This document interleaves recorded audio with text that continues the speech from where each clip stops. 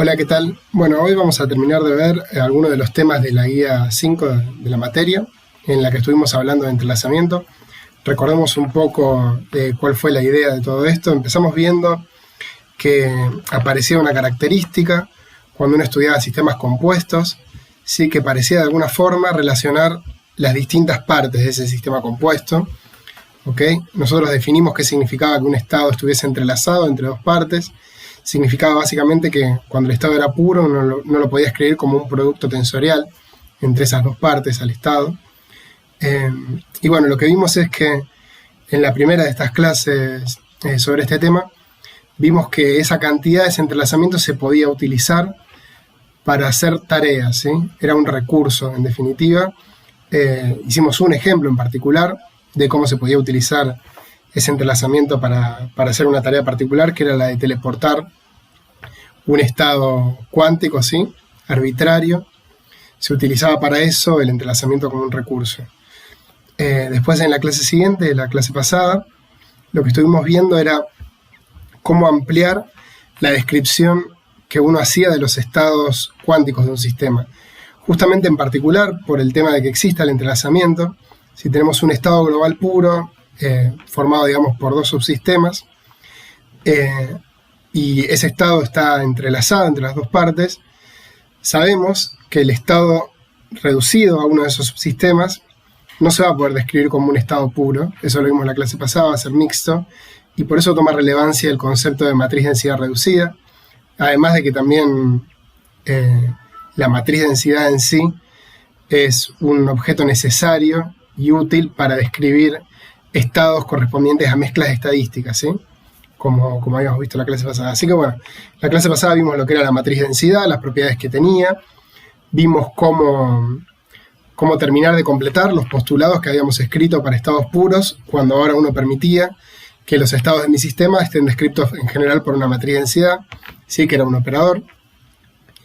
Y bueno, estudiamos el concepto de matriz densidad reducida, bien, que era el estado que básicamente servía para reproducir los valores de expectación de observables que actuaban no trivialmente solo sobre una parte del sistema, ¿ok?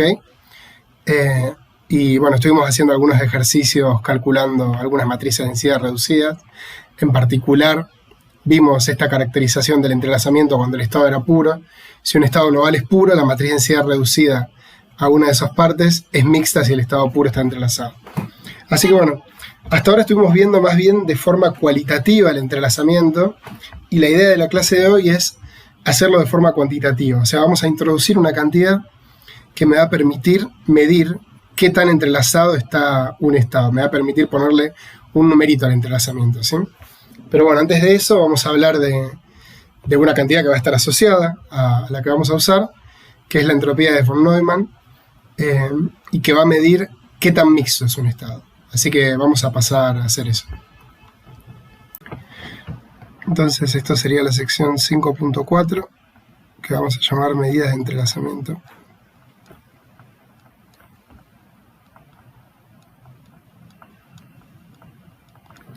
Pero antes de hablar en realidad de una medida de entrelazamiento, vamos a hablar de una medida de qué tan mixto es un estado. Entonces vamos a poner acá entropía de von Neumann.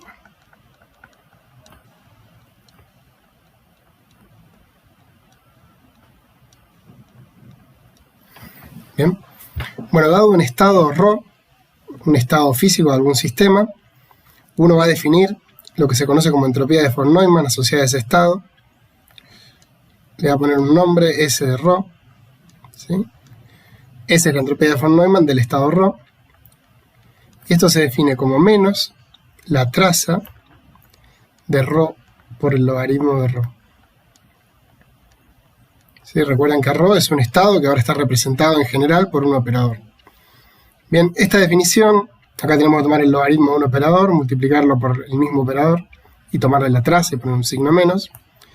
Se entiende fácilmente si uno piensa en la forma diagonal de este operador, ¿ok? En términos de sus autovalores. Bueno, en términos de sus autovalores, esta fórmula se escribe así. Si los autovalores son lambda i, tenemos que hacer una suma de lambda i por el logaritmo de los lambda i. ¿Ok? Si lambda i son los autovalores de ρ. Recuerden que ρ es una matriz autoadjunta, ¿sí? Uno la puede diagonalizar, y como el logaritmo de ρ es una función de ρ, estas dos cosas conmutan, así que todo esto es simultáneamente diagonalizable. La expresión entonces para la entropía se va a obtener simplemente escribiendo esto en la base diagonal, tomar la traza y sumar los elementos diagonales, que es lo que estamos haciendo acá. ¿Ok? Bueno, esta cantidad, como dije antes, S de ρ, va a medir qué tan mixto es un estado.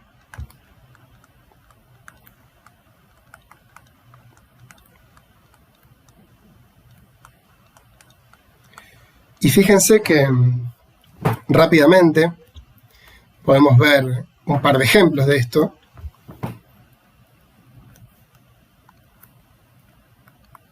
Por ejemplo, el caso en el que un estado es puro, ¿sí? Si ρ es puro, bien, ustedes recuerdan que ρ entonces se va a poder escribir de esta forma para algún vector sí. Bien, donde este justamente es el vector que utilizamos para representar a los estados puros, que hasta hace un par de clases eran los únicos estados que conocíamos. Bien, bueno, como operador, el operador que representa ese estado puro, vimos la clase pasada que era esto, ¿sí? Es un proyector sobre ese estado. Bien, y como es un proyector, ustedes saben cuáles son los autovalores, ¿sí? Los autovalores de un proyector son todos ceros, salvo uno que es 1. Bien, también lo pueden pensar de esta forma, pueden pensar cómo escribo la matriz asociada al estado ρ. Bueno, lo que puedo hacer es tomar una base del espacio de Hilbert, sobre el cual actúa esta matriz, este operador ρ. Para esa base elijo, como uno de los elementos de esa base, al estado psi, este que tenemos aquí, que está normalizado, ¿sí?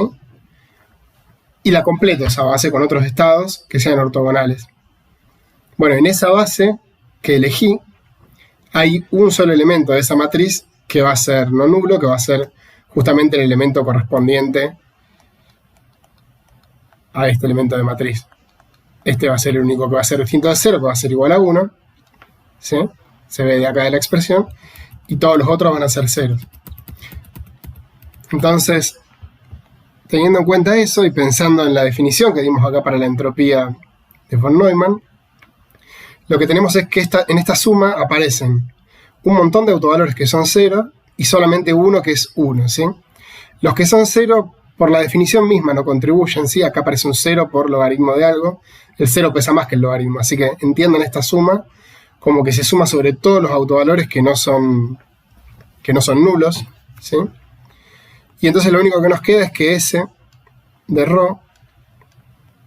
tiene que ser menos, la suma ya no está, menos 1 por logaritmo de 1, que esto es 0. Bien, si el estado ρ es puro, o sea, no es para nada mixto, la entropía es 0. O sea, la entropía va a ser 0 cuando el estado sea puro, ¿sí? Esta entropía de von Neumann. Bueno, otro ejemplo que uno puede hacer es el de un ejemplo que es el que habíamos llamado maximalmente mixto.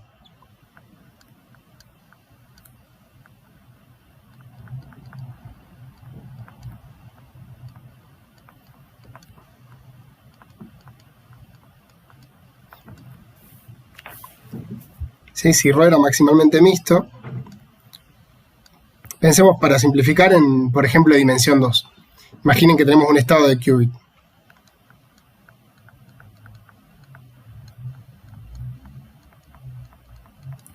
Si ρ es un estado de qubit maximalmente mixto, habíamos visto que la matriz densidad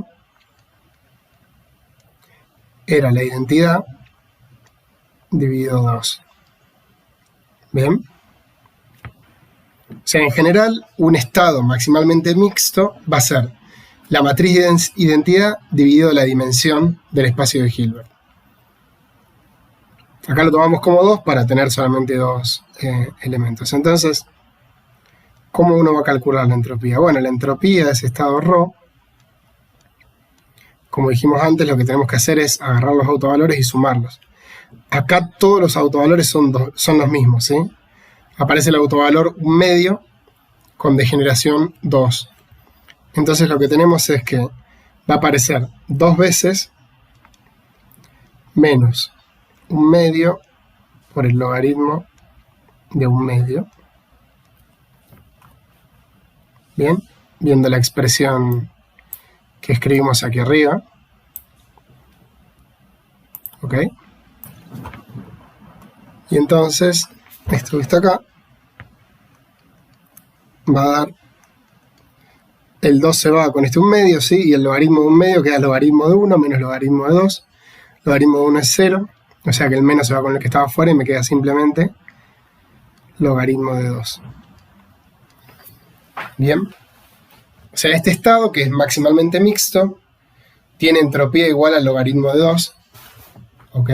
Ahora en un rato vamos a ver una propiedad que, bueno, no vamos a demostrar, pero que nos va a decir que justamente para este caso del estado de qubit, esta es la entropía máxima que puede tener un estado, y eso va a estar de acuerdo con que hayamos llamado a este estado maximalmente mixto. Bien. En general, si para ρ maximalmente mixto, si no necesariamente es un estado de qubit, lo que vamos a tener acá es que esto es la matriz de identidad sobre la dimensión del espacio de Hilbert, y entonces la entropía va a ser igual a logaritmo de la dimensión del espacio de Hilbert. Bien. Bueno, pueden revisar esto después. Lo importante es que, de vuelta, esta cantidad lo que mide es qué tan mixto es un estado. Y va a ser 0 solamente si el estado es un estado puro. Eso es lo que uno puede probar. Bueno, esta cantidad es importante en la teoría de la información. No vamos a ver demasiado detalle de por qué, más allá de que mide entrelazamiento. Es una cantidad que de alguna forma generaliza la entropía termodinámica, ¿sí?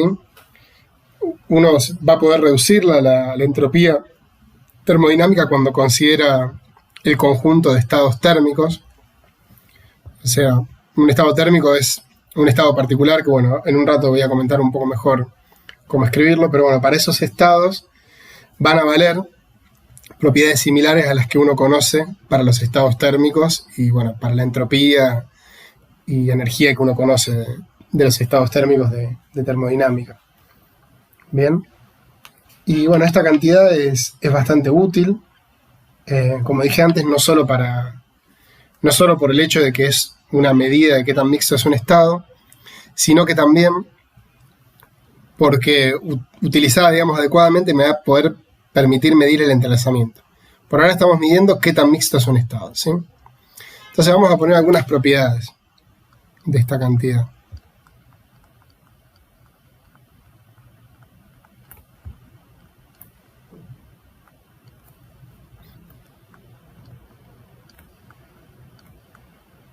Voy a poner solamente algunas porque hay muchas.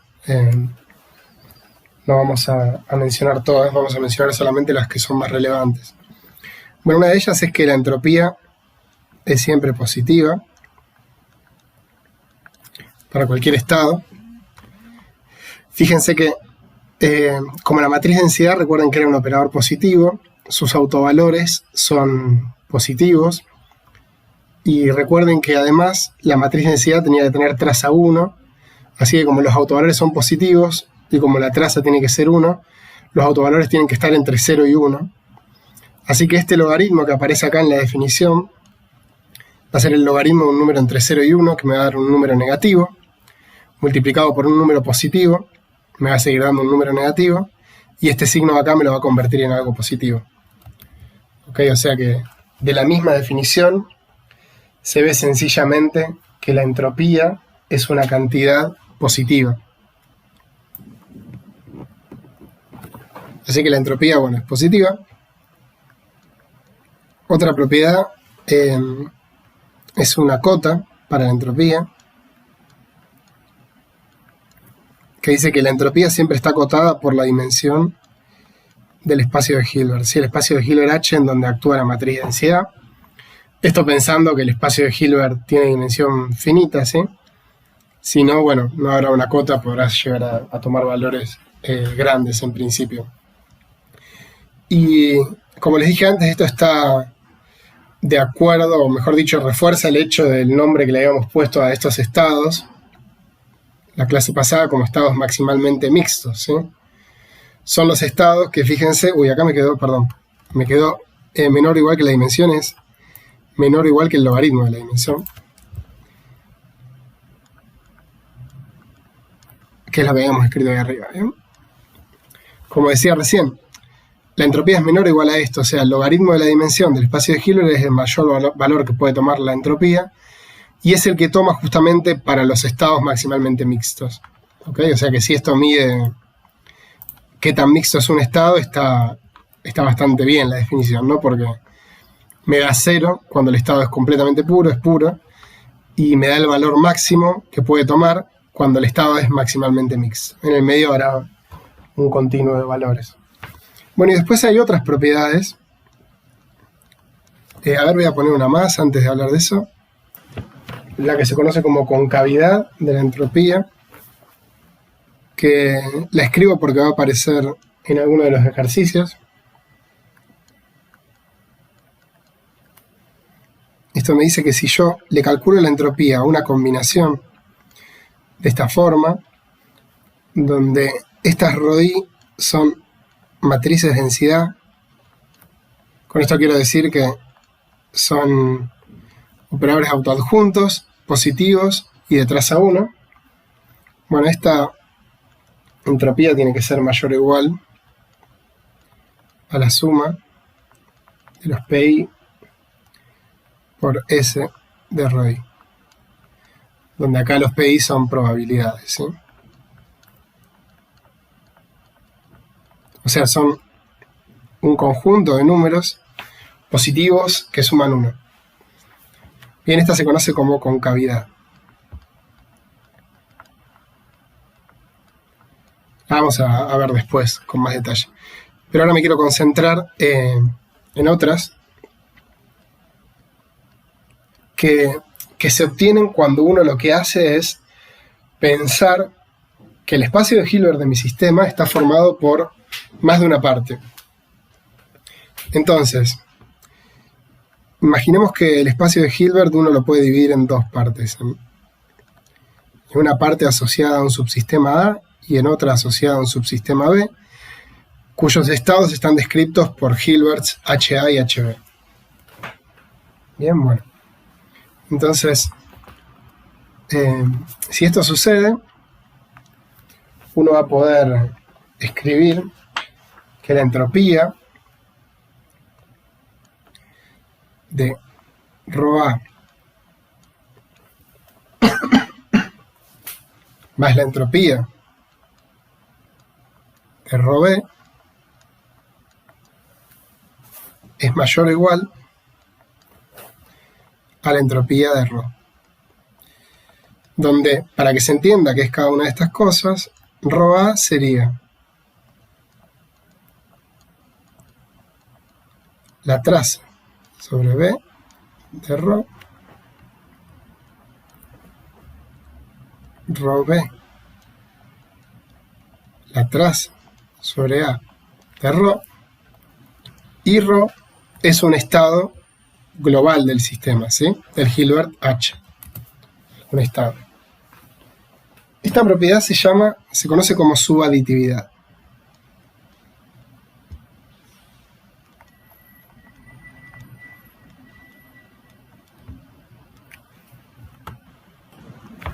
Y si uno interpreta la entropía como una medida de qué tan mixto es un estado, no nos está diciendo algo demasiado sorprendente, nos está diciendo que un estado global puede ser menos mixto que la suma de las entropías de los estados reducidos. Fíjense que antes ya habíamos visto que esto sucedía.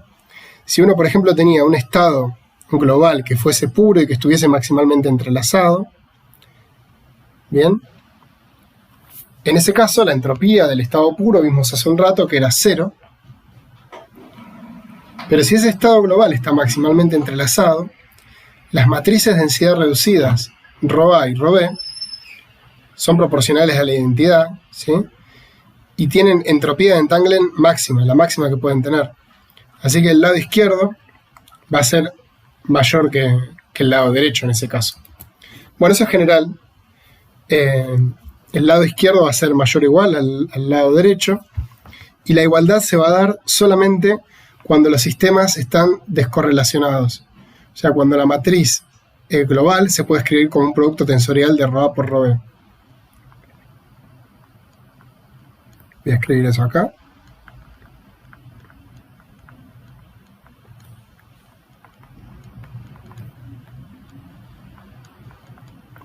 Solo en este caso se cumple que la entropía de ρ es la entropía de ρA más la entropía de ρB. Esta es una propiedad que empieza a contrastar con la idea que uno tenía, bueno, la idea que uno puede asociar simplemente por la palabra a la entropía, porque esta es otra cantidad, ¿sí? La entropía termodinámica que ustedes conocen es una cantidad extensiva, ¿sí? Si yo tengo la entropía yo quiero calcular la entropía de un sistema, tengo la entropía de las partes, la entropía total es la suma de cada una de las entropías. Acá en este caso eso no sucede, y fíjense que además la entropía total puede llegar a ser incluso menor que la entropía de las partes, puede llegar a ser incluso 0. Y ese ejemplo lo voy a anotar acá, el que dije recién oralmente, porque es importante. Nos dice que justamente que si ρ es un estado puro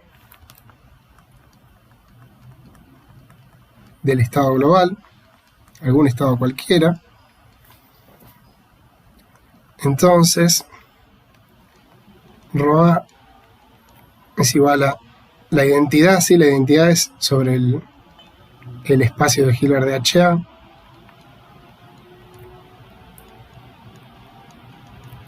ρB también va a ser la identidad sobre el espacio de Hilbert de HB,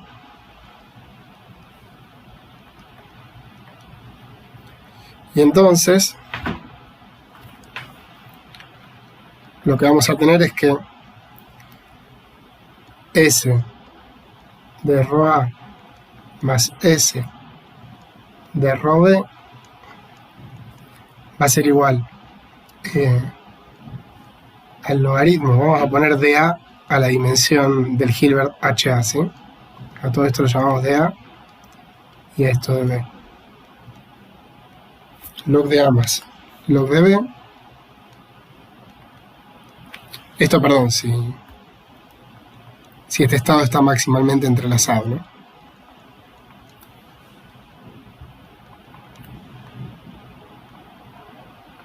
Si no, va a ser otra cosa.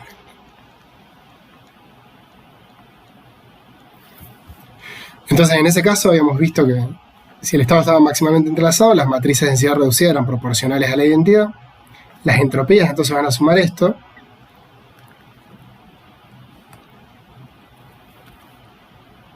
Y sin embargo, la entropía del estado global, S de ρ, como el estado global es puro, esa entropía va a ser 0. ¿Bien? O sea, esto está de acuerdo con esta propiedad y de hecho muestra el otro caso extremo. El caso en el que el lado derecho puede ser 0 y estos dos no. ¿Bien? Así que bueno, esta es una propiedad de la entropía, pero hay una que es más importante todavía, que se conoce como su aditividad fuerte.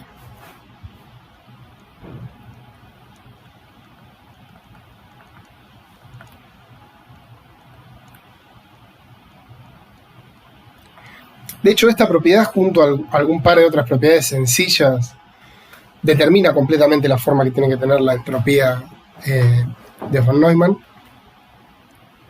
La subaditividad fuerte, lo que nos va a decir básicamente es que, fíjense, de este lado yo tenía la suma de las entropías de las partes, y de este lado tenía la entropía del total. Bueno, lo que me va a decir la subaditividad fuerte es que si de alguna forma hubiese alguna intersección, ahora lo voy a escribir más precisamente, pero si de alguna forma hubiese alguna intersección entre esos estados, de este lado yo aún le podría sumar la entropía de esa intersección, y la desigualdad seguiría valiendo. ¿Ok? Nos diría que la entropía de la suma de las partes es mayor o igual que la entropía de la unión más la entropía de la intersección. Eso pensado, digamos, en términos de conjuntos. Vamos a escribirlo bien en términos de matrices de densidad. Para eso va a ser necesario pensar en que el sistema se puede descomponer en al menos 3 partes, ¿sí? Porque necesitamos hablar de un estado, o sea, de algún subsistema, del otro y de su intersección. La unión se escribe como esos 3. Entonces, digamos, suponemos que el Hilbert es algún producto tensorial, o sea que está formado por 3 subsistemas, HA, HB y HC. Entonces, lo que va a pasar es que la entropía de ρA más la entropía, entropía de ρB más la entropía de ρBC va a ser mayor o igual a la entropía de ρABC más la entropía de ρB. Entonces, en términos de conjuntos, déjenme hacer un dibujo acá.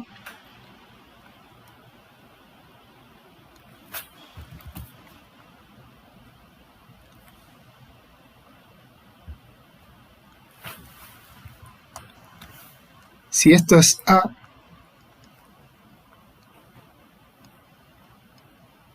todo lo que está pintado en rojo es A. Esto que está acá es C.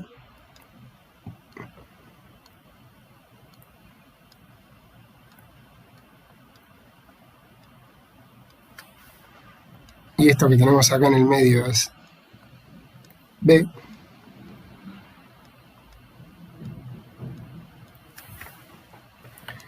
Fíjense que lo que nos dice esta desigualdad es que la entropía de AB, o sea, de todo esto, más la entropía de BC, de todo esto, es la entropía de ρABC, que es el total, más la entropía de ρB, que sería, si uno lo piensa en términos de estos conjuntos que grafiqué acá, B sería la intersección entre uno de los círculos completos y el otro de los círculos. ¿Ok? O sea, no solo puedo sumar, no solo está acotada por abajo por la entropía total, sino que también le puedo sumar la entropía de la intersección y se sigue respetando la desigualdad. Bueno, esta propiedad es una propiedad que es difícil de demostrar. La forma más sencilla de demostrarla es haciendo uso de otra propiedad, de una cantidad que se conoce como entropía relativa. La entropía relativa lo que mide es qué tan distintos son dos estados, cuál es la distancia entre dos estados. Si uno piensa en el espacio de las matrices de densidad y agarra 2 matrices de densidad, bueno, esa cantidad que se conoce como entropía relativa depende de 2 parámetros, de 2 matrices de densidad, me da un numerito que va a ser 0 si los estados son el mismo, y va a ser un número positivo que, digamos, va a ser más grande cuanto más distintos sean los estados. En algún sentido que, bueno, que hay que precisar, ¿sí? Esa cantidad, la entropía relativa, cumple un par de propiedades básicas. Una es la positividad, ¿sí? La positividad de la entropía relativa dice varias cosas útiles y de hecho tiene interpretaciones en termodinámica. Y otra que es también muy relevante es la que se conoce como monotonicidad, que básicamente nos dice que si yo comparo dos estados reducidos a una región y luego los comparo en una región que contiene la anterior, que es más grande, voy a ver más diferencia entre los estados. O sea, la entropía es monótona, crece con las regiones a las cuales yo reduzco los estados. De esa propiedad de monotonicidad, que tampoco es tan sencillo probar, uno puede demostrar la subaditividad fuerte. Esa es la demostración más sencilla que uno puede hacer. Aquí no la vamos a hacer, pero bueno, si a alguno le interesa, lo podemos charlar. Pero bueno, esta propiedad es muy útil, tiene mucha utilidad en mecánica cuántica y en general en el último tiempo se ha usado en distintos contextos, en particular en la teoría de campos, para probar algunos teoremas fundamentales de la teoría de campos que no tenían demostración hasta que uno empezó a mirar estas cantidades.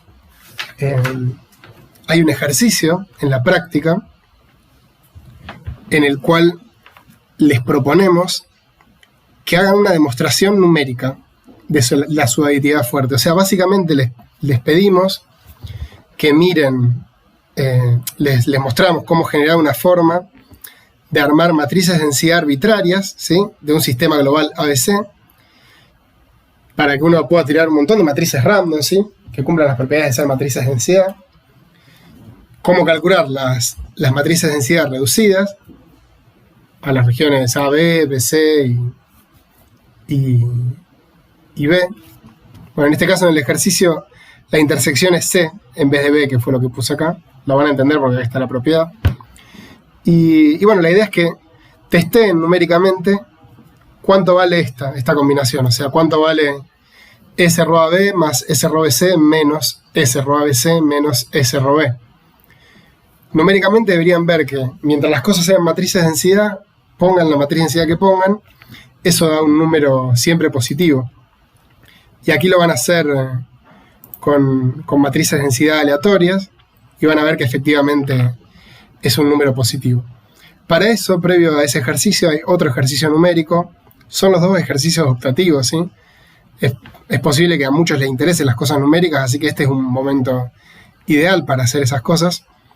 En el ejercicio anterior les mostramos cómo generar una matriz de densidad random.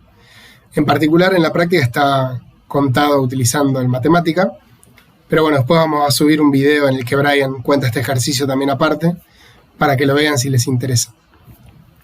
Así que bueno, no vamos a demostrar la subaditividad fuerte, pero lo que sí van a hacer ustedes, si tienen ganas, si no pueden ver el video de Brian, es probarla numéricamente, ¿ok? Y yo creo que es la forma más sencilla de convencerse, ¿no? Sobre todo si uno no termina de entender los detalles de la demostración, o en definitiva va a tener que hacer referencia a algún otro teorema que tampoco entiende cómo se prueba. Qué mejor que verlo en acción, poner cualquier matriz de densidad aleatoria y ver que siempre funciona. Así que bueno, no es un espíritu quizás muy matemático, pero a nosotros nos va a bastar para creernos esta propiedad. Bien, vamos a hacer entonces un ejercicio en el que vamos a calcular la entropía de von Neumann de un estado de qubit arbitrario. Si en algún momento hasta acá dije entropía de entrelazamiento, reemplácenlo por von Neumann, ¿sí? Porque no es lo mismo. Es probable que a veces hablando me salga entrelazamiento, pero en un rato va a venir la entropía de entrelazamiento. Hasta ahora estamos hablando de la entropía de von Neumann, ¿sí? Entonces lo que vamos a hacer es ver este ejercicio, el ejercicio 80 de la práctica 5, en el cual se nos pide calcular la entropía de von Neumann de un estado arbitrario de qubit, que uno lo representa de esta forma en la bola de Bloch, ¿sí? Ahora vamos a escribir un poco mejor eso. Tenemos que probar que la entropía solamente depende del módulo del vector R, que recuerden que es un vector de radio menor o igual a 1, y hay que graficarla en función de R, y bueno, hace algunas preguntas, ¿sí? Entonces vamos a recordar un poco de eso. Lo que vamos a hacer es un ejercicio que es de la práctica 5, el ejercicio 80. Y lo que nos pide básicamente es calcular la entropía de von Neumann para un estado de qubit arbitrario que habíamos dicho que se podía escribir con un medio de la matriz de identidad más R escalar la matriz sigma. La matriz sigma es un vector que tiene 3 componentes. Cada una de esas componentes son las matrices de Pauling. Bien. Y este R es un vector cuyo módulo es menor o igual a 1. Esta descripción de los estados de qubit me permite de alguna forma representarlos gráficamente a los estados. Si yo tomo una esfera, un vector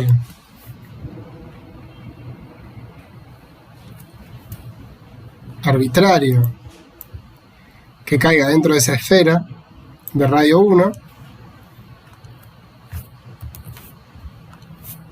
a ser difícil dibujar así. Ahí está.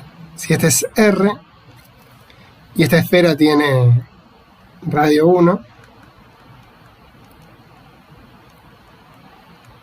se le suele decir bola para contrastar con que no es solo la superficie esférica, así es todo el volumen que encierra. Recuerden, esto tiene radio 1. Este punto que tenemos acá representa al estado ρ.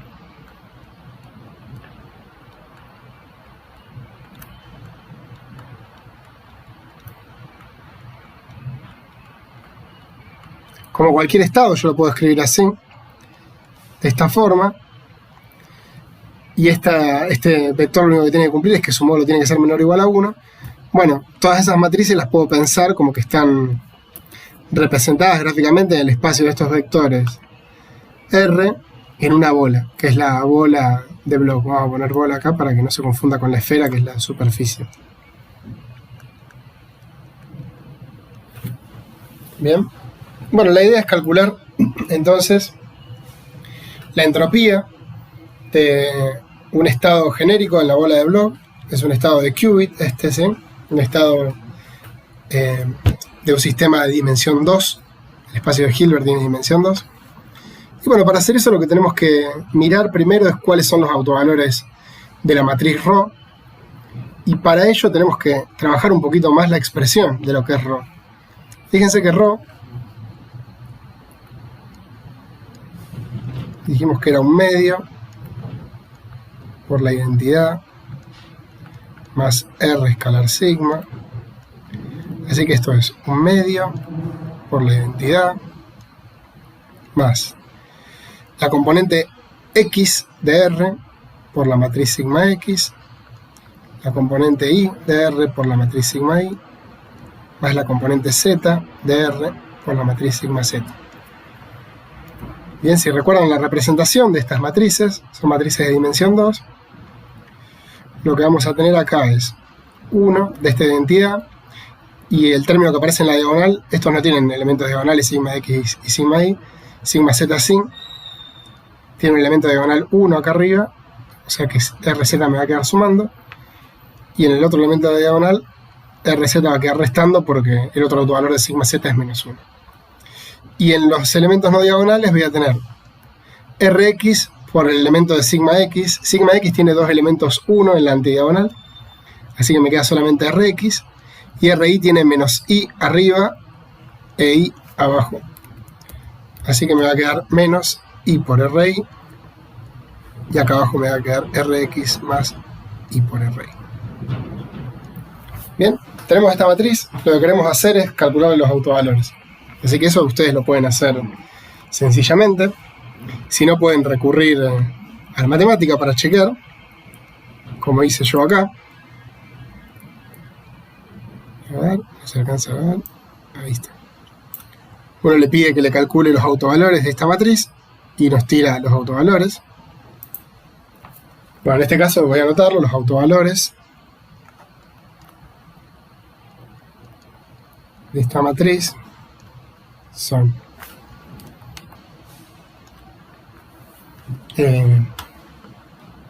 vamos a llamarlo lambda más menos, hay dos, y el más menos va a ser claro porque lo pongo. Los autovalores son un medio por 1 más menos la raíz cuadrada de la suma al cuadrado de las componentes del vector R. ¿Sí? A esto que está acá es simplemente el módulo de R, ¿sí? Que lo vamos a llamar directamente R chiquito, sin el símbolo de vector.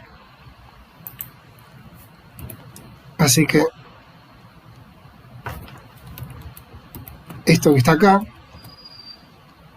nos dice que los autovalores son 1/2 por 1 más menos R. Bien, y si uno tiene los autovalores de la matriz densidad, automáticamente tiene la entropía de von Neumann. Porque habíamos dicho que lo que uno tiene que hacer es sumar el autovalor por el logaritmo del autovalor para todos los autovalores y con eso obtiene la entropía. La entropía de ρ entonces es menos 1/2 por 1 más R por el logaritmo de 1/2 1 más R menos 1/2 por 1 menos R por el logaritmo de 1/2 1 menos R. Bien, esto que está acá es una función de ρ, vamos a ponerle S minúscula, de R, perdón, del módulo del vector, que era una de las cosas que teníamos que ver. Perdón, es esta ventana, que solo depende del módulo del vector R, o sea, si le estamos calculando la entropía a un estado de la bola de Bloch, no va a depender más que del módulo. O sea, todos los estados que estén a la misma distancia del centro, vamos a ver si queda bien esto, más o menos, todos esos estados que estén sobre la misma esfera de radio módulo de R van a tener la misma entropía de von Neumann, ¿sí? Así que esa es una de las cosas que uno puede ver. Otra de las cosas que se pide en el ejercicio es graficarlo como función de ese parámetro, dado que ahora tenemos una función de un solo parámetro, es fácilmente visualizable. Y bueno, eso lo podemos hacer, lo pueden hacer mirando cómo es la función, no es tan difícil, pero dado que tenemos el matemática acá, lo podemos hacer también con el matemática. Fíjense, esta función, acá está graficada para todos los valores de R entre 0 y 1, recuerden que esos son todos los valores que puede tomar el módulo de R. Fíjense que es una función que es absolutamente decreciente. Bien, para 0 toma su valor máximo y después en el valor 1 de R, de módulo de R, toma valor 0.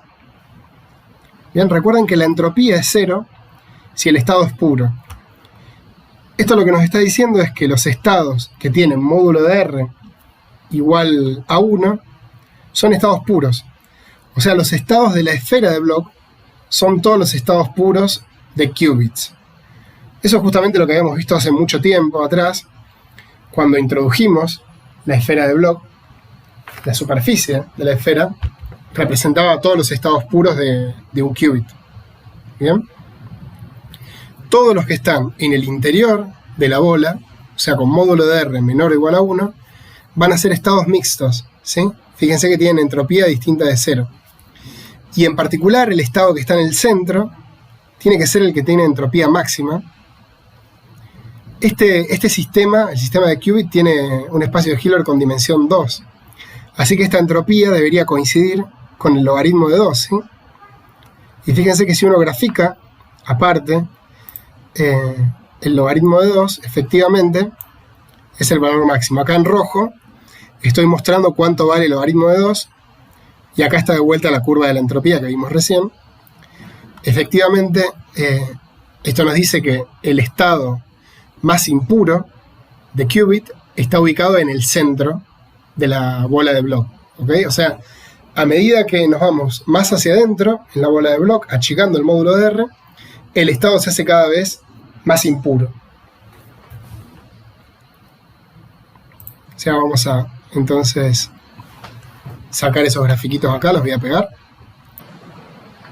Bien, acá están pegados, entonces, como dije recién, la recta horizontal es el logaritmo de 2 y la curva en azul es la entropía del estado de qubit genérico. Recuerden que en los ejes estamos graficando acá el módulo de R, que habíamos llamado R pequeño, ¿sí? En esta dirección.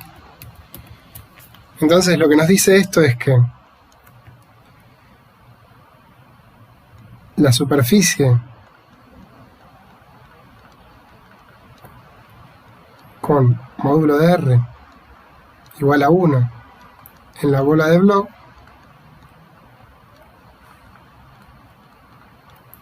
representa a los estados puros. Y mientras, vamos a poner cuando tomamos,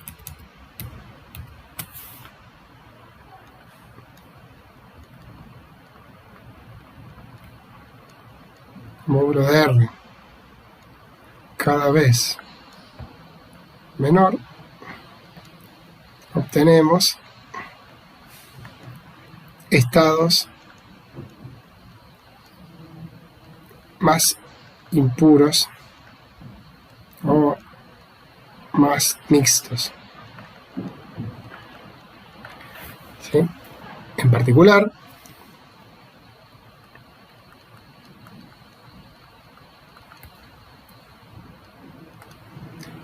el estado con módulo de R igual a 0 es maximalmente mixto.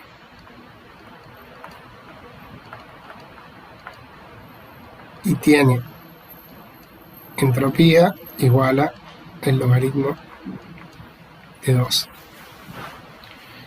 Por su uso en la computación, la base del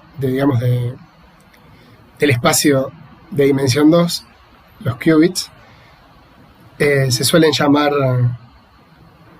qubits generalizando la idea de bit, ¿sí? Y este logaritmo de 2 es lo que muchas veces uno llama como un bit, ¿ok? O sea, cuando uno tiene un espacio de dimensión 2, el logaritmo de la dimensión 2, en este caso, es un bit. Se los digo por si en algún momento lo leen. Bien. Así que bueno, como vimos recién, en la esfera, todos los estados que están acá sobre esta superficie son puros, y a medida que yo voy hacia el interior de la esfera, voy obteniendo estados cada vez más mixtos. Hay una pregunta más en el ejercicio que nos dice si este resultado es o no consistente con la propiedad de concavidad de la entropía. La concavidad es una propiedad cierta, así que naturalmente esto la va a respetar. Veamos cómo entender que la respeta. Bueno, lo que podemos hacer para entender eso, recuerden que la entropía depende del módulo de R. Así que si yo elijo dos estados que tengan el mismo módulo de R, la entropía va a ser la misma. ¿Bien? En particular, lo que yo puedo hacer es agarrar la esfera de Bloch y mirar estos estados. Mirar. Vamos a ver si sale algo derecho. Este estado y este estado, ¿sí? Estados que estén sobre el borde de la esfera de Bloch. Si este estado va a tener entropía igual a 0, y este estado, que es puro, está, digamos, a la misma distancia del centro, va a tener también entropía igual a 0. Bien. Este serían, llamémoslo mi ρ1, o sea, llamemos este ρ1 y ρ2.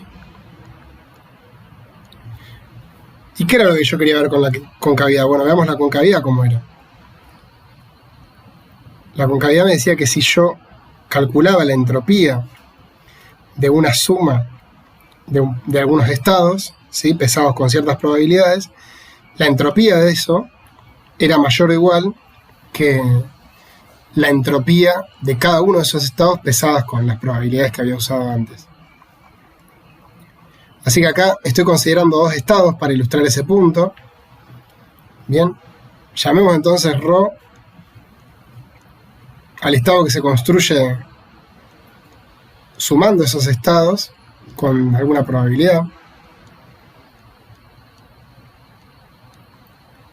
¿sí? Por ejemplo, un medio. Bien. En este caso estoy eligiendo P1 igual a un medio, igual a P2 igual a un medio. Bien, esto que está acá va a ser entonces un medio de ρ1 más ρ2. Y fíjense que naturalmente, bueno, es intuitivo, pero lo vamos a ver bien. El estado que surge de sumar ρ1 y ρ2, si uno entiende que esta descripción es más o menos adecuada, va a estar asociado al centro de la esfera, ¿sí? Y de hecho lo va a estar. Fíjense que ρ1,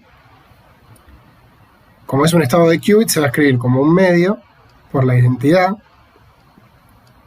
más su módulo por la matriz sigma, ¿sí? Perdón, el vector que lo representa, o sea, R por la matriz sigma. En este caso, el vector que lo representa está en el eje Z, o sea que solamente va a aparecer la matriz sigma Z, y el módulo es 1, así que acá me va a quedar más sigma Z. Y después para ρ2 voy a tener algo similar, pero el vector está en menos Z, así que va a aparecer menos sigma Z. ¿Sí? Así que los sigma Z se van a ir de acá. El 1 medio y 1 medio de acá me va a dar una identidad entera. Con el 1 medio de afuera me va a quedar la identidad sobre 2. O sea, fíjense. Salió feo el 1, lo voy a volver a escribir, perdón.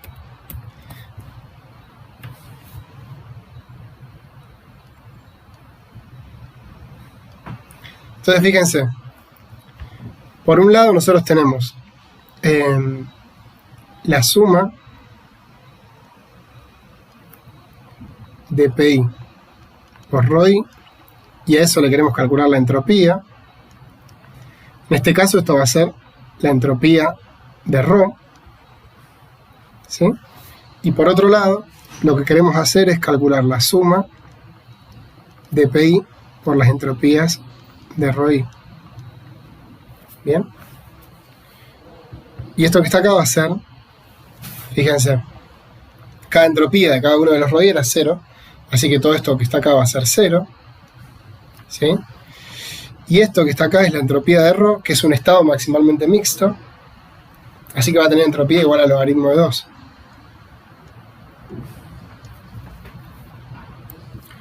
Por lo tanto, vale la propiedad de concavidad, ¿sí?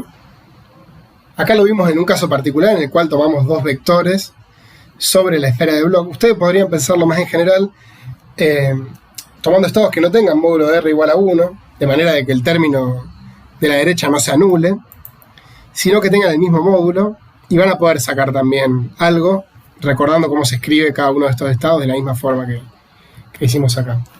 O sea, el resultado es consistente con la concavidad, porque el logaritmo de 2 es mayor a 0.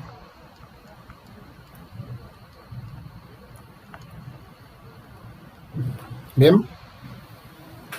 Así que bueno, con esto termina este ejercicio de la entropía de von Neumann. Vamos a pasar entonces ahora a hablar de la que realmente es una medida de entrelazamiento. Esto es, la entropía de von Neumann mide qué tan mixto es un estado. Ahora vamos a ver cuál es la cantidad que mide qué tan entrelazado está un estado entre dos partes.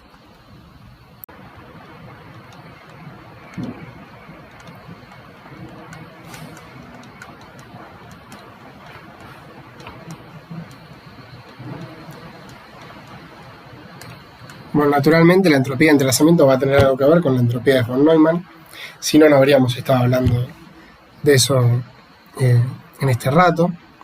Lo que vamos a hacer entonces es, vamos a restringirnos a estados globales de un sistema que sean puros, ¿sí? O sea, vamos a considerar un sistema en un estado ρ, que es puro. Vamos a llamar psi a b. Si este estado psi pertenece a el espacio de estados puros del sistema HA tensor HB. O sea, estamos pensando en un sistema bipartito. Lo que vamos a hacer es definir la entropía entrelazamiento entre A y B, como vamos a llamarla SA. Lo que vamos a hacer es definirla como la entropía de von Neumann, de la matriz densidad ρ reducida al subsistema A. O sea, esto va a ser menos traza de ρA logaritmo de ρA. Bien. Y por el contexto en el cual estamos trabajando, que es el único que vamos a ver, o sea, porque estamos trabajando con un estado global puro, el estado global del sistema AB, del sistema completo, es puro, va a pasar que esto va a ser igual también a la entropía de von Neumann de ρB. O sea, va a dar lo mismo si yo, en vez de reducir el estado de mi sistema, lo reduzco a A o lo reduzco a B. La entropía va a ser la misma. Y eso está asociado con un teorema que es el teorema de la descomposición de Schmidt, se llama, que básicamente nos dice que yo siempre puedo agarrar el estado de un sistema global y escribirlo como una suma de numeritos, ¿sí?, por estados del sistema A, por una base del sistema en A, tensor una base del espacio HB. ¿Ok? O sea, lo que nos va a decir, básicamente, lo anoto acá, pero bueno, después les paso para que si lo quieren ver mejor, es que ese psi AB yo lo voy a poder escribir como una suma de lambda I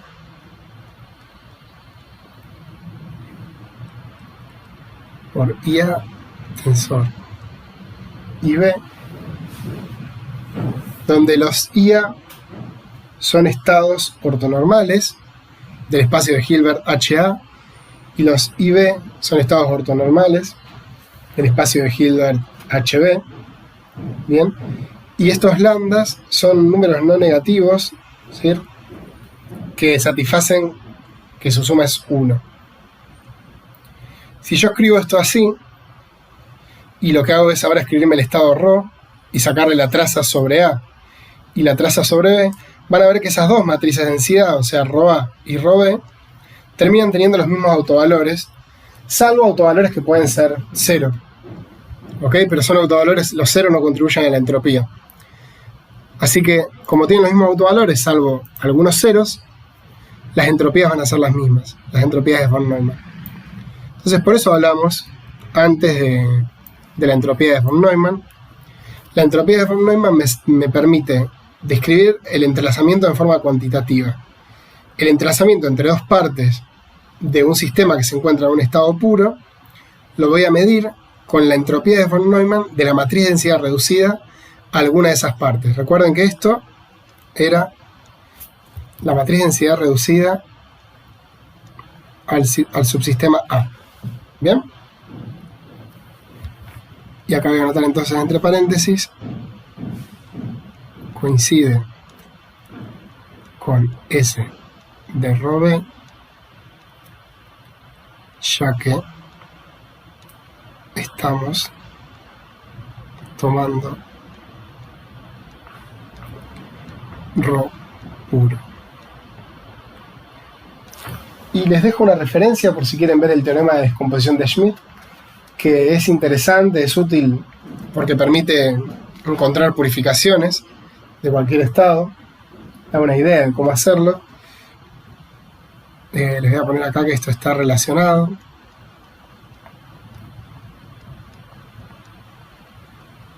Con el teorema vamos a poner Schmidt directamente, ¿sí? Y pueden ver para eso la página 109, sección 2.5 del libro de Nielsen y Chuang, Quantum Computation and Information, que fue el que les mencioné al comienzo de esta parte. Bien, así que Para calcular la entropía de entrelazamiento de un estado global entre sus partes, lo que tenemos que hacer es hallar la matriz de densidad reducida a una de esas partes y calcular la entropía. Y siempre nos vamos a restringir vamos a decir justamente que esto mide entrelazamiento cuando el estado global es puro. Cuando el estado global no es puro, uno va a encontrar otras medidas de entrelazamiento que están de alguna forma relacionadas con estas entropías, pero para dar la idea no va a ser necesario que hablemos de eso, ¿bien? Entonces, hagamos un ejemplo de esto.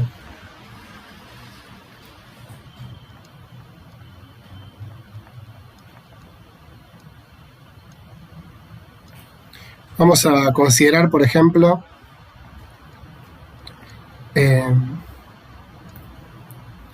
el estado singlete de spin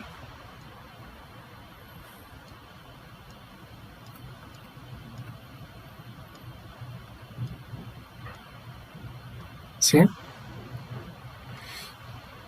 Y lo que vamos a querer hacer es calcular la entropía de entrelazamiento entre esos dos espines.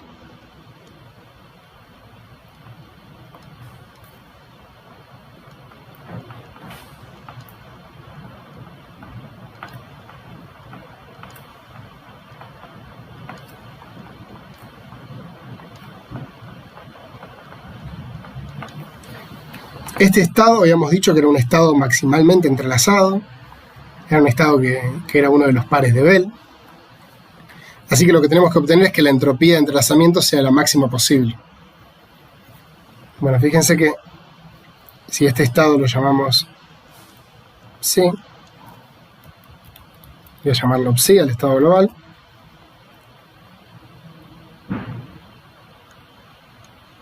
La ρ es psi con psi.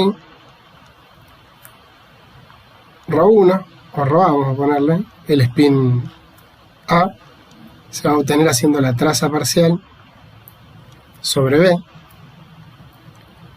del estado ρ.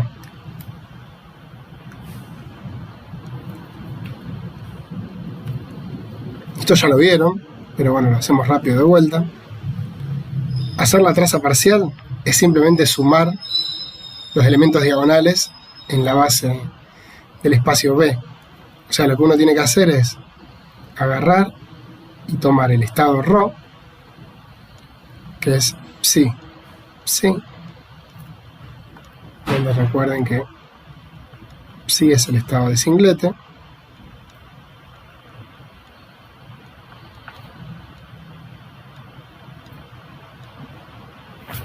que lo vamos a escribir mejor para que se entienda con el producto tensorial ahora.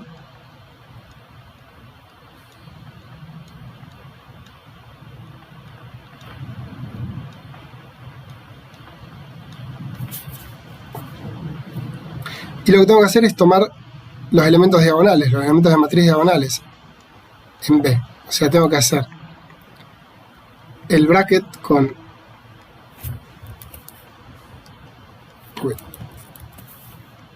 los dos espines para arriba, ¿sí? Esto sería el elemento diagonal de arriba en B, y después le tengo que sumar el elemento diagonal de abajo en B.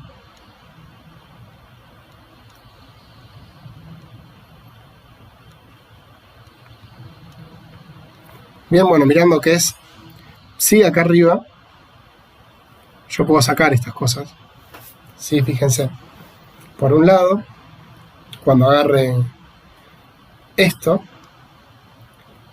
solamente me va a dejar algo asociado con este término, que es cuando el spin de B está para arriba, y esto me da un 1.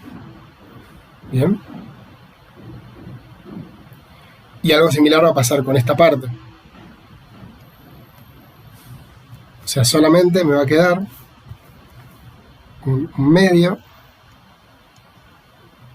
de A para abajo, A para abajo. Bien. Y por otro lado, en el otro término, me va a quedar también un medio. Pero ahora lo que tengo que mirar es cuando los spines están los dos para abajo. Bueno, los brutos de B. El de B está para abajo en este primer término, así que lo de A me va a quedar para arriba, ¿sí? Y abajo me va a dar un 1. Un 1 sobre raíz de 2 de acá, un 1 sobre raíz de 2 de acá me va a dar un medio, así que me queda up en A, up en A. Bien. Esta matriz es simplemente la identidad en A sobre 2, ¿sí? Estoy haciendo un medio con la suma de los proyectores sobre dos elementos de la base del espacio de Hilbert. Así que eso es la identidad sobre 2. Entonces, la entropía de entrelazamiento, SA, que es S, la entropía de von Neumann, de la matriz de densidad reducida A, es la entropía de von Neumann de la matriz identidad dividido 2, que ya la habíamos calculado antes. Esto me da logaritmo de 2. ¿Bien? Que es de hecho el valor máximo que puede tomar la entropía de von Neumann en el caso de un sistema de un qubit. ¿Ok? O sea que la entropía de entrelazamiento entre las dos partes para este estado es máxima, y por eso habíamos dicho que este estado era un estado maximalmente entrelazado. Fíjense que esto sea igual al logaritmo de 2 me dice que ρ es maximalmente mixto, como habíamos dicho antes.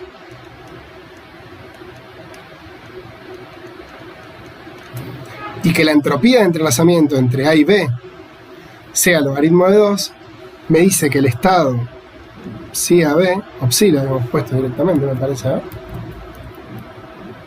Sí, solo le pusimos psi, que psi está maximalmente entrelazado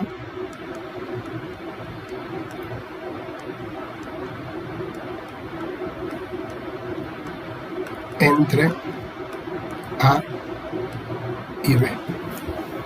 Bien. Bueno, pueden probar que si por ejemplo psi es un estado producto, o sea, es algún vector en A tensor a algún vector en B, la matriz de densidad reducida me va a dar un estado puro, la matriz de densidad reducida a A o a B. Bien, es sencillo verlo. Y por lo tanto, la entropía de von Neumann de esas matrices de densidad reducida va a ser 0, con lo que la entropía de entrelazamiento va a ser 0, y eso está bien porque sabemos que esos estados son separables. ¿Ok? O sea que esta cantidad, al menos en los extremos, vemos que cumple con las propiedades que uno quiere, ¿sí? Mide el entrelazamiento, parece medir el entrelazamiento, de hecho lo mide, es una medida de entrelazamiento en algún sentido más estricto, tiene que respetar algunas propiedades que nos vamos a ver que uno les pide que cumplan los monótonos del entrelazamiento. ¿Ok? Así que bueno, esta es una buena cantidad para medir entrelazamiento, es útil.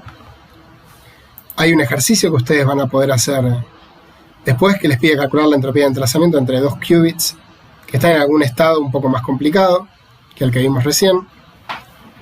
Les recomiendo que lo hagan para ver si terminan de entender toda esta parte. Bueno, la entropía de von Neumann es relevante en toda la teoría de la información cuántica, sí aparece como una de las cantidades que se utiliza en los teoremas centrales de esa teoría, que bueno, nosotros nos vamos a ver, pero ya les pasé la referencia del libro de Nielsen y Chuan o los apuntes de Preskill, por si les interesa en algún momento mirar un poco de eso. Y la entropía de entrelazamiento ha cobrado mucha relevancia en el último tiempo en el ámbito de la teoría de campos. En la teoría de campos lo que uno hace es describir sistemas con un continuo de grados de libertad, ¿sí? En un contexto relativista, básicamente. Las teorías de campo en particular son útiles para explicar las interacciones fundamentales en la naturaleza, ¿sí? Las que no son la gravitación, básicamente. Todo, digamos, el entendimiento de esas interacciones culmina en lo que se conoce como el modelo estándar de partículas. Así que las teorías de campo son interesantes de entender porque en definitiva nos dan la descripción fundamental que uno conoce hoy en día de 3 de las 4 fuerzas de la naturaleza, ¿sí? Y bueno, hay cosas interesantes en la teoría de campos que todavía no se comprenden y hay un interés en intentar incorporar a la fuerza gravitatoria en una descripción unificada de las fuerzas, ¿sí? Pero bueno, esto no se ha podido hacer y es lo que derivó en distintas propuestas que uno conoce como propuestas de gravedad cuántica. Una de ellas es la teoría de cuerdas, que es la más celebrada. Bueno, resulta que en el último tiempo, no voy a dar detalles, pero les voy a subir un artículo a la página web.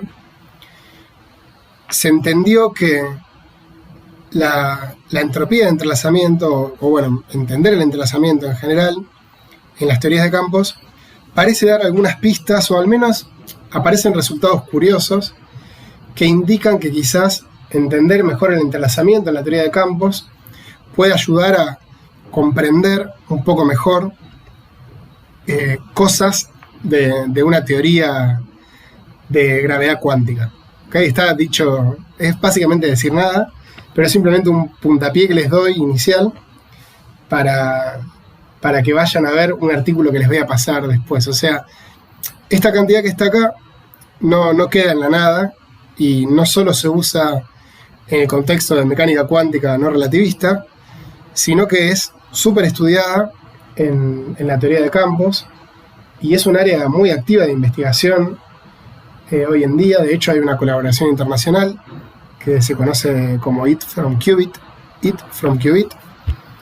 que está financiada por la Fundación Simons, cuyo objetivo es justamente explorar esta cantidad y otras cantidades de la teoría de la información en el contexto de la teoría de campos para intentar comprender un poco mejor cosas de las teorías gravitatorias en el aspecto cuántico, básicamente. O sea, es una cantidad que realmente es muy útil y es una de las más estudiadas hoy en día en el contexto de la física de altas energías. Así que bueno, después les voy a pasar un artículo interesante que digamos, si lo leen con atención es bastante sencillo, les va a parecer muy sorprendente, por más de que ustedes todavía no hicieron teoría de campos, quizás no hicieron relatividad general. Es un artículo relativamente sencillo que les va a permitir ubicarse en, me parece, la importancia de estas cantidades. Y probablemente en el curso de termodinámica avanzada, ¿sí?, que está dando Esteban Calceta, van a ver cosas interesantes sobre eso. Hay una clase que ya les recomendé que dio Guillem Pérez Nadal, que se las recomendé en la página, que les sugiero muy fuertemente que vean, que está muy relacionada con todo esto. Así que tienen también ahí un poco de material adicional muy interesante para complementar estas clases que naturalmente se van a quedar cortas. Bueno, entonces la estructura era, vimos que el entrelazamiento sirve como un recurso, aprendimos a decir cuándo un estado estaba entrelazado. Básicamente teníamos que ver si el estado reducido a una de las partes era mixto o no. Y hoy lo que vimos es que hay una cantidad que me permite cuantificar ese entrelazamiento, ponerle un numerito. ¿Okay? El entrelazamiento básicamente lo podemos cuantificar con la entropía de entrelazamiento. Ahora, para cerrar esta unidad, y como les había prometido, lo que vamos a hacer es derivar rápidamente. En realidad les voy a contar la derivación y los detalles los van a hacer ustedes. Las desigualdades de Bell. Las desigualdades de Bell son centrales porque en algún momento se pensó que estas cosas que aparecían como el entrelazamiento en la teoría cuántica eran raras. Hacían ver o demostraban que la teoría cuántica no tenía ciertas propiedades, no respetaba ciertos principios que uno quería que las teorías de la naturaleza respeten. Entonces, básicamente, las desigualdades de Bell son unas desigualdades que dicen que si esos principios se respetan, hay una desigualdad que tiene que valer. Y básicamente, uno prueba experimentalmente, uno prueba en el papel, o sea, predice que la mecánica cuántica esas desigualdades las tiene que violar, y experimentalmente ve que efectivamente esas desigualdades se violan. O sea que la mecánica cuántica es, en definitiva, en ese sentido que se llamaba en algún momento una teoría rara. Es una teoría que no cumple con el principio de realismo local. Así que lo último que vamos a ver es de alguna forma que esta cantidad del entrelazamiento, que es algo que surge en la teoría cuántica, que la caracteriza, ¿sí?, que no aparece en las teorías clásicas, existe, o sea, la teoría cuántica tiene esta característica y no es una teoría que cumpla con el principio de realismo local. Y bueno, es una teoría de la naturaleza es así, hay que seguir adelante con eso, hay que aceptarlo y derribar los principios que teníamos quizás muy atados con nosotros. Así que descansen un poco, fíjense si esto se entendió bien, porque ahora vamos a saltar a otro tema, que es el de las desigualdades de Bell, y ya con esto cerramos el capítulo.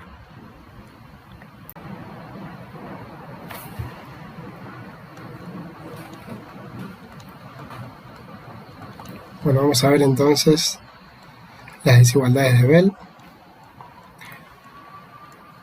Para derivar las desigualdades de Bell les tengo que pedir que se olviden básicamente de todo lo que ustedes saben de mecánica cuántica, porque justamente, como dije hace unos minutos, las desigualdades de Bell lo que van a hacer es dar una condición que se tiene que cumplir si la teoría respeta ciertos principios que pueden ser naturales, básicamente. Entonces, la idea es, vamos a derivar estas desigualdades pensando en esos principios y después vamos a ver si esas desigualdades son o no válidas en el contexto de la mecánica cuántica. Así que, para las desigualdades de Bell, uno piensa que tiene dos laboratorios, A y B. Sí, el laboratorio de Alice y Bob.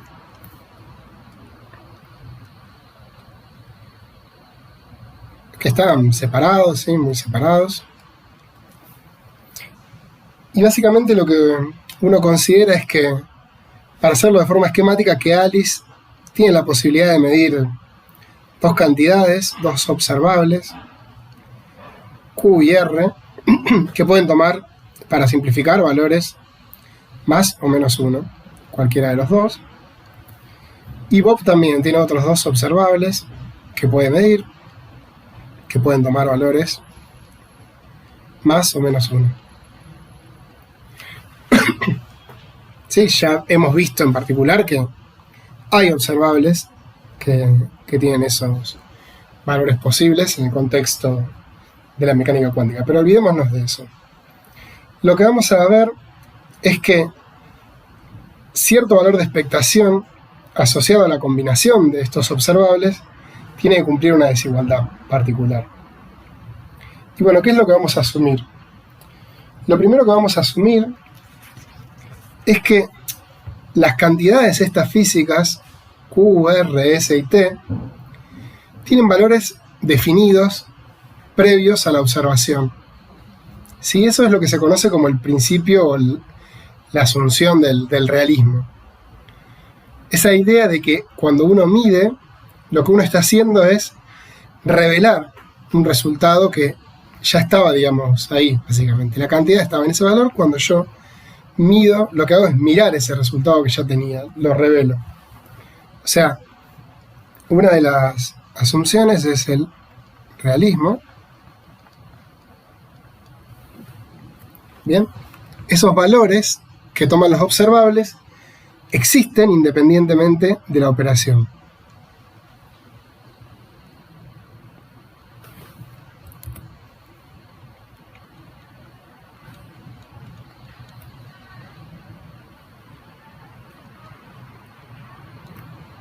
Recuerden olvidarse de la mecánica cuántica, por ahora. Es algo que durante mucho tiempo se pensaba que era algo razonable.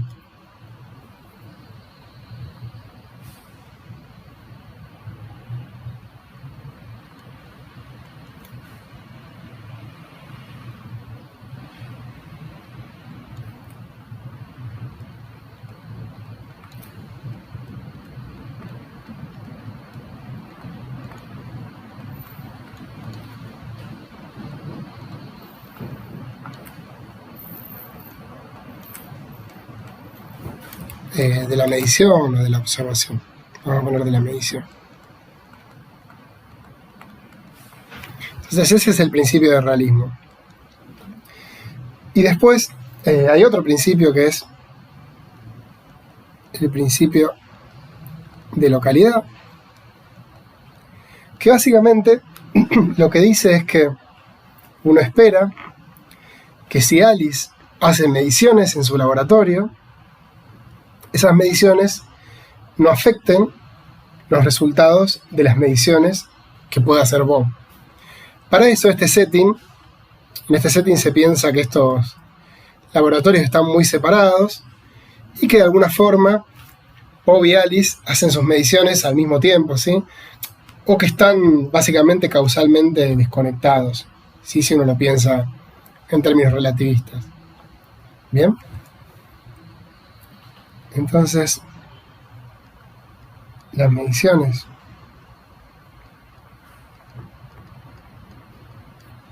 de Alice no influencian o no influyen en el resultado de las mediciones de Bob.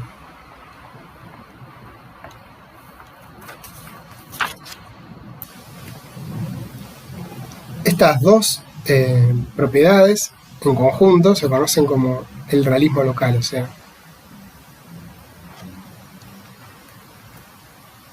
no más dos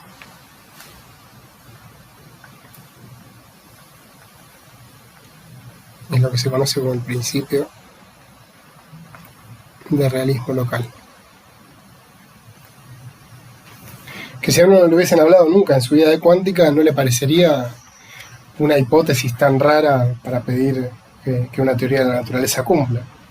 ¿No? Entonces, bueno, para terminar de entender todo, la idea va a ser pensar en algún experimento en el cual alguna persona agarra dos partículas en algún estado, por ejemplo, y le envía una a Alice y una a Bob. Alice tiene aparatos de medición para los cuales puede medir dos cantidades, Q y R, de esa partícula. Lo hace de forma aleatoria, o sea, no hay ningún acuerdo entre Bob y Alice respecto a qué van a medir. Simplemente lo único que se pide es que estén muy lejos, o sea, que los tiempos de medición sean iguales. Eso es básicamente decir, en algún sentido, que estén muy lejos, ¿sí? O sea, que estén causalmente desconectados los laboratorios de Alice y Bob. Entonces lo que vamos a hacer es mirar un poco la cantidad siguiente, la cantidad que surge de combinar todas esas cantidades que Alice y Bob pueden medir de una forma muy particular, ¿sí? Y esta cantidad, que va a ser importante, la podemos también escribir así.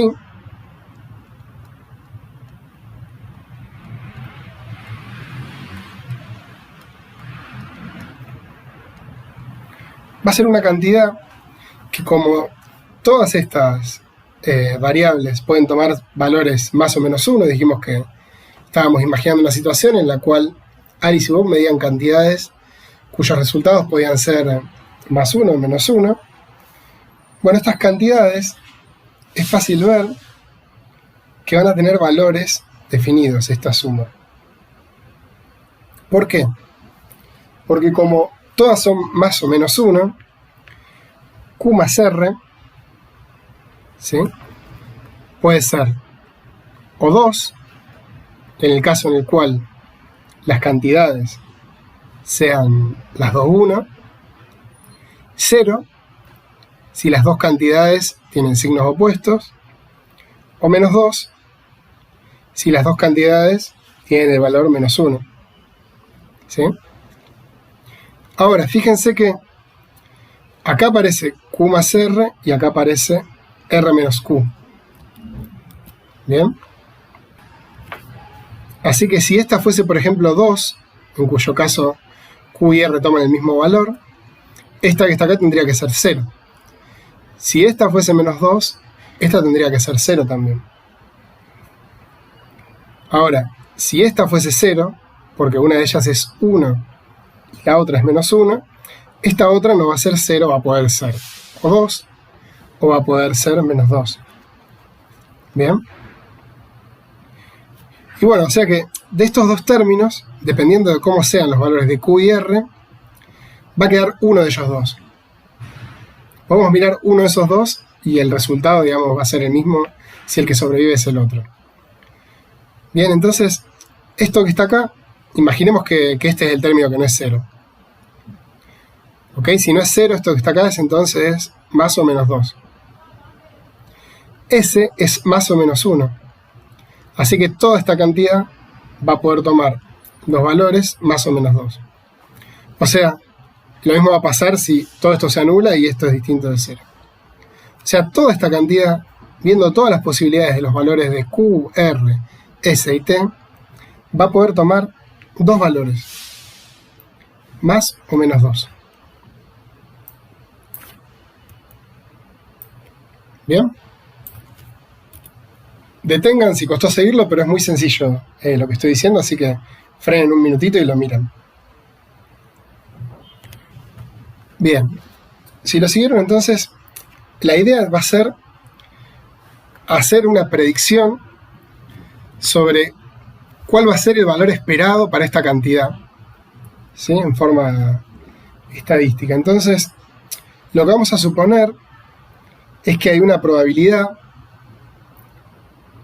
que nos va a decir cuál es la probabilidad de que el sistema se encuentre en un estado, el sistema global se encuentre en un estado para los cuales esas cantidades toman algunos valores predeterminados antes de que se hagan las mediciones. Entonces, vamos a suponer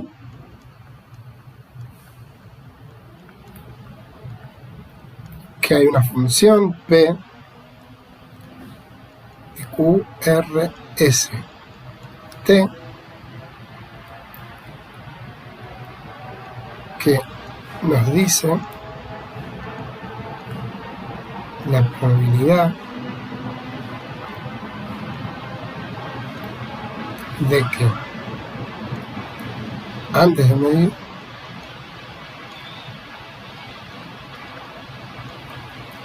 el sistema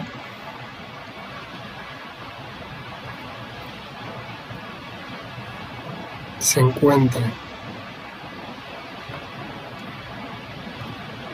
en un estado con valores de Q igual a Q chiquito, R igual a S chico, S igual a S chico, y T igual a T chico. Estas probabilidades podrán depender de muchas cosas, ¿sí? Podrán depender de cómo, por ejemplo, se generó el estado global de las dos partículas que se enviaron, una a Alice y otra a Bob. Pero bueno, fíjense que acá entra la idea de que antes de la medición uno puede asignarle un valor a las variables estas, ¿sí? Y que se los puede asignar básicamente a las 4 con alguna probabilidad que parece ser independiente de lo que mida Alice o Bob en algún sentido. O sea, que las mediciones de Bob no van a afectar los resultados de las mediciones que pueda hacer Alice. ¿Bien? Entonces, esta probabilidad es una función que no conocemos, pero que es importante porque básicamente nos va a permitir decir cuáles son los valores de expectación de esta cantidad. ¿Cómo hago esa cuenta?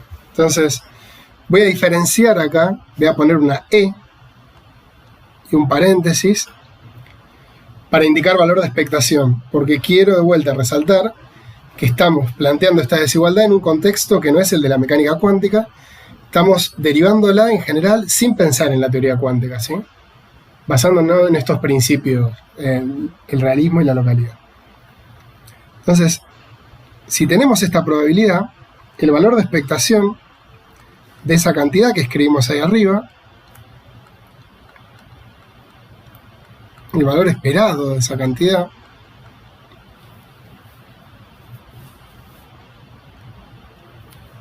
uno lo va a obtener simplemente multiplicando esa cantidad por las probabilidades, ¿sí? Y sumando.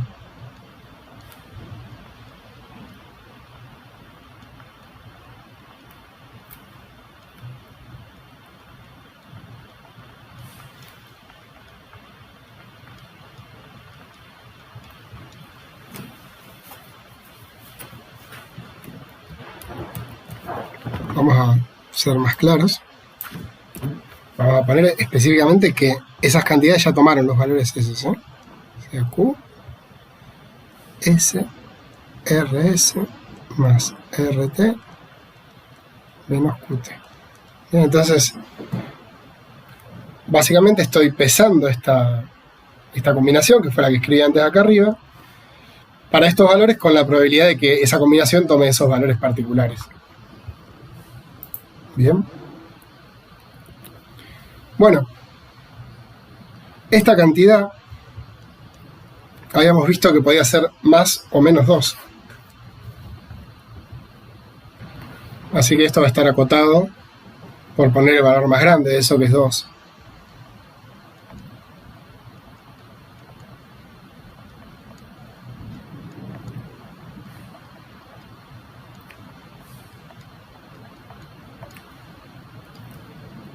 Sí, recuerden que esto podía ser más o menos 2.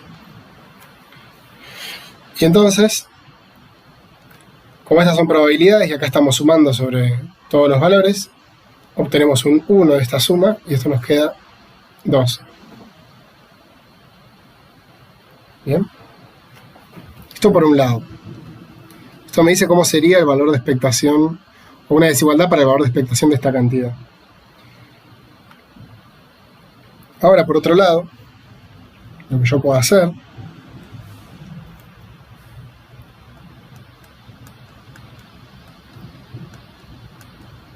es volver a escribir esto así, usando la misma expresión de acá arriba, ¿sí? Pero partiendo este término en 4.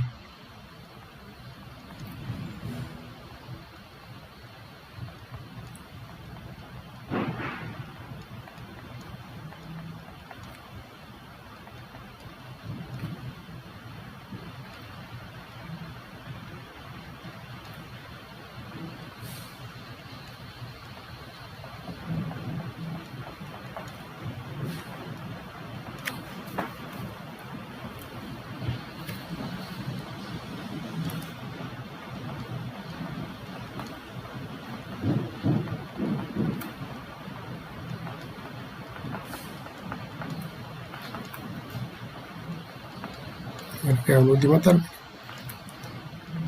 que es este.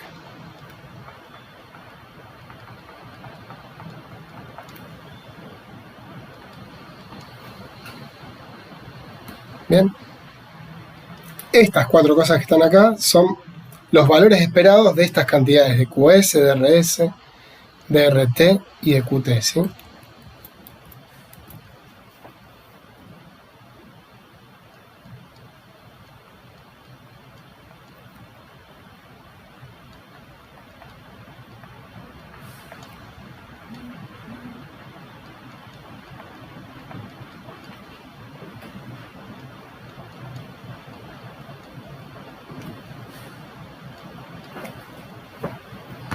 Así que bueno, comparando estas dos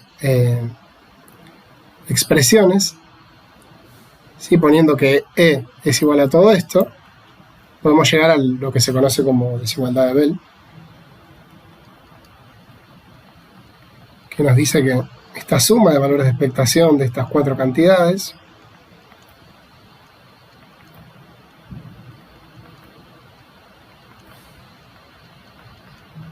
tiene que ser menor o igual a 2.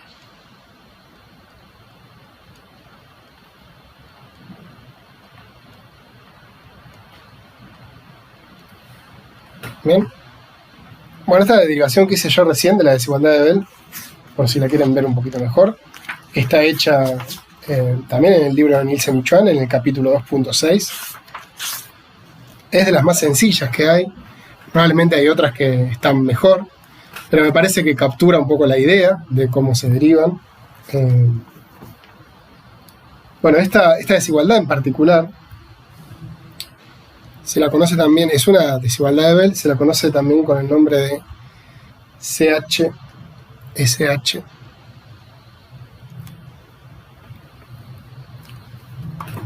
La desigualdad CH-SH.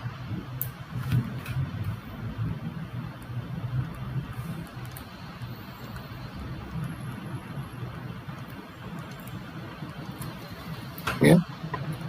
Hay otras formas de derivar desigualdades de este tipo L, pero bueno, esta es una de ellas. Las iniciales son por quienes las descubrieron, estas desigualdades. Y bueno, de vuelta, esta es una de un conjunto más grande de desigualdades que se conocen como desigualdades de Bell. Bien. Bueno, entonces, acá lo que tenemos, como dije antes, y lo voy a anotar acá, hay que olvidarse de la cuántica, olvidamos QM por un rato. Estas desigualdades las derivamos independientemente de la teoría cuántica. Las derivamos basados en pensar en dos principios, que son el principio de localidad y el principio de realismo. Lo que vamos a hacer ahora es recordar la mecánica cuántica.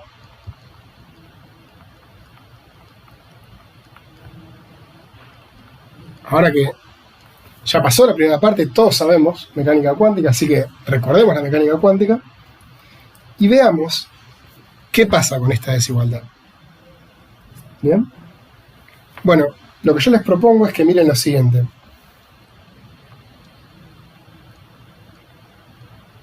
Veamos que si consideramos el estado de singlete de spin, o sea, si lo que pensamos es que agarramos un sistema de dos electrones y lo ponemos en un estado con spin total igual a 0 y proyección de spin total igual a 0, con spin total igual a 0 directamente, sí.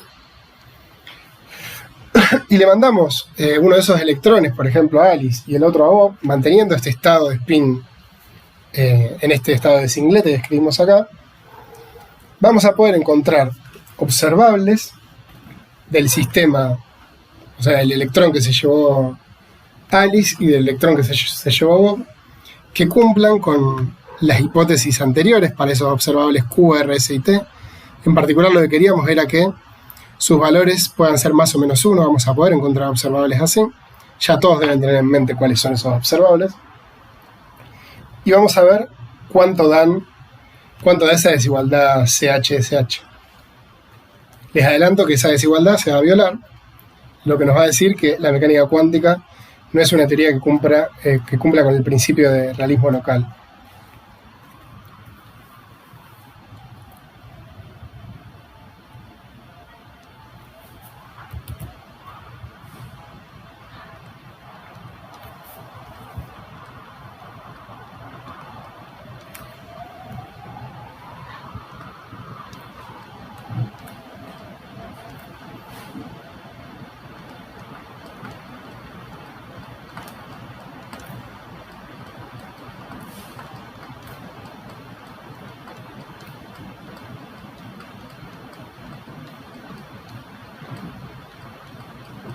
Bueno, y les propongo entonces que consideren los siguientes observables. Consideren que Q, que era uno de los observables que medía Alice, es la matriz sigma z. ¿Sí? El operador sigma z, ahora recuerden que los observables son operadores. Estamos en mecánica cuántica, la recuperamos. R, que creo que también era uno de los que medía Alice. A ver. Sí. R, que sea la matriz sigma x. Le puedo poner un 1 asociado a un A. Vamos a poner un A acá. Asociado a que son los operadores, son los observables del spin A, del spin que se llevó Alice. Y después S pueden considerar menos sigma z B menos sigma x B. Acá hay que poner un factor, raíz de 2.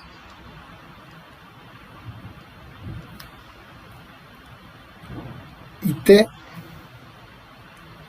es sigma z de B menos sigma x de B. Y también, si no me equivoco, a ver, hay que poner un factor, sí, para que den los autovalores. ¿Sí? Estas cosas que están acá son operadores autoadjuntos, claramente, son las matrices de Pauli o combinaciones de ellas. Son operadores autoadjuntos y pueden verificar rápidamente, bueno, en el caso de QR es trivial, sus autovalores son más y menos 1.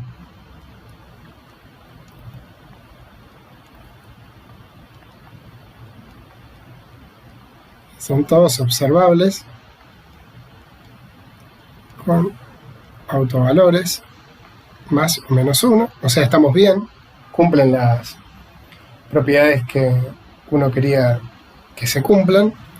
Y lo que les dejo como ejercicio, que pueden pausar e ir haciéndolo, total estas cosas son sencillas ya para ustedes, es que vean que los valores de expectación, que ahora voy a recuperar la notación usual, para recordar que ahora estamos pensando en la teoría cuántica, los valores de expectación de estos observables en este estado, ¿sí?, que es el estado del sistema,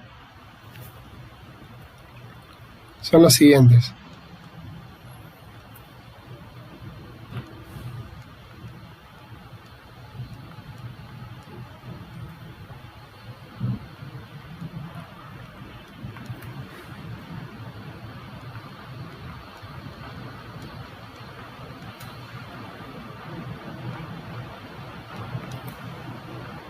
Y hay uno que es menos 1 sobre raíz de 2, que es el último. De este modo, verifíquenlo, lo hacen en unos minutos, la desigualdad CH-SH ¿sí?, plantea en este contexto de mecánica cuántica, en el cual no fue casual que yo elija un estado del sistema entrelazado.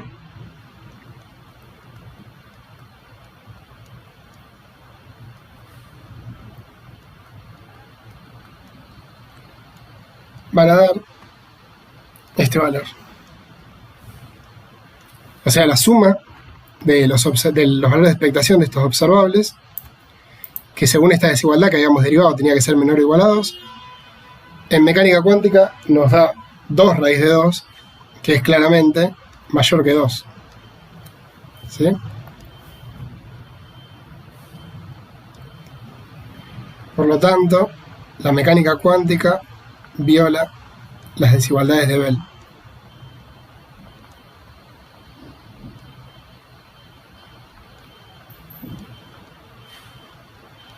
¿Sí? De hecho, esta violación de la desigualdad de Bell que acabamos de ver acá, este valor de 2 sobre raíz de 2, es el valor máximo que puede tomar esta cantidad, y creo que pusimos un ejercicio sobre eso. A ver, por acá está el 85, les pide probar que si tomamos estos observables, bueno, es un poco distinto, no, está puesto en general, está bien, que si tomamos estos observables, en particular, acá tomamos valores específicos de los versores Q, R, S y T, valores puntuales, pero en general, esta cantidad se va a poder escribir así, y bueno, uno va a poder derivar por esta expresión, y teniendo en cuenta cuáles son los autovalores de esto, que esta cantidad toma como valor máximo 2 sobre raíz de 2.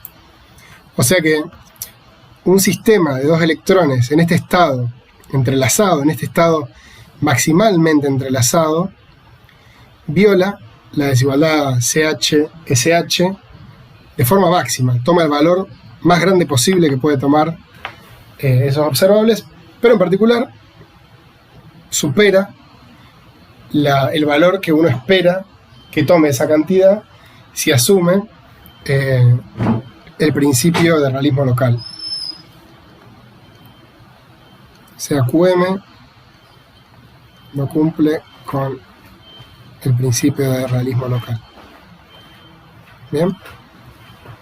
El hecho de que la mecánica cuántica pareciera no cumpliera, mejor dicho, el principio de realismo local, fue lo que hizo que en el paper de Einstein, Podolsky y Rosen se propusiera que la mecánica cuántica justamente es una teoría no adecuada para la descripción de la naturaleza.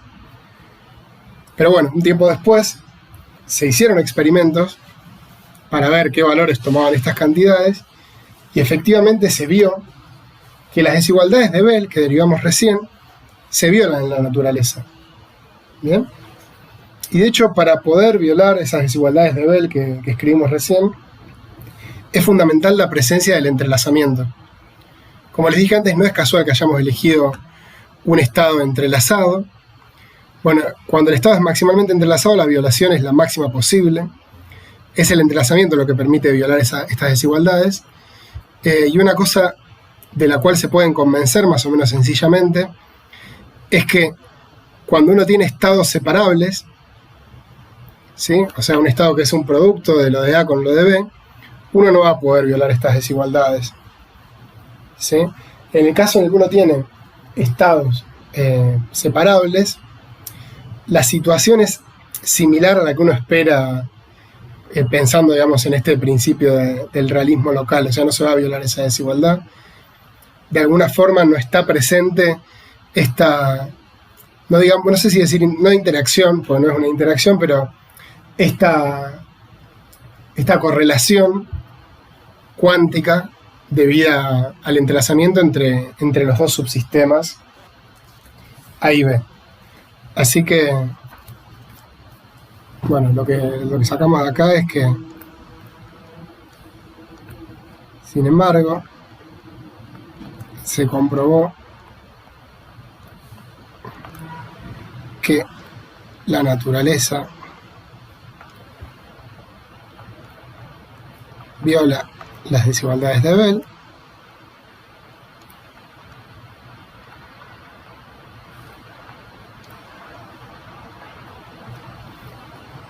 por lo tanto con la mecánica cuántica estamos súper felices, ¿sí? Bueno, hay un ejercicio más en la guía que probablemente les recomendaré. Bueno, les digo que no lo vamos a exigir porque es un tema que no dimos, lo puse porque pensé que quizás llegábamos a darlo. Es un tema que si quieren ver, o sea, si lo quieren resolver, me preguntan después una referencia para que lo puedan entender. No es muy difícil, pero no lo vamos a ver. Con esto que vimos ahora se completa el estudio de esta guía. Y bueno, si bien, como les dije al comienzo, cuando empezamos esta parte, es bastante incompleta, espero que se entienda, espero que quede bien firme la idea de que realmente la característica más distintiva de la mecánica cuántica, de las teorías cuánticas frente a las teorías clásicas, es la presencia de esta cantidad, del entrelazamiento. El entrelazamiento es una cantidad nueva, ¿sí? Es una cantidad que además es útil, permite hacer cosas, permite hacer operaciones, permite utilizarse para hacer cosas. Y que realmente está siendo muy estudiado en distintos contextos en la actualidad, ¿sí? Pensando que puede justamente ayudar a responder a algunas de las preguntas más profundas que tenemos hoy en día sobre las teorías de la física, sobre las teorías físicas que describen la naturaleza. Así que bueno, con esto termina la clase de hoy y bueno, nos vemos en la próxima ya con una guía nueva.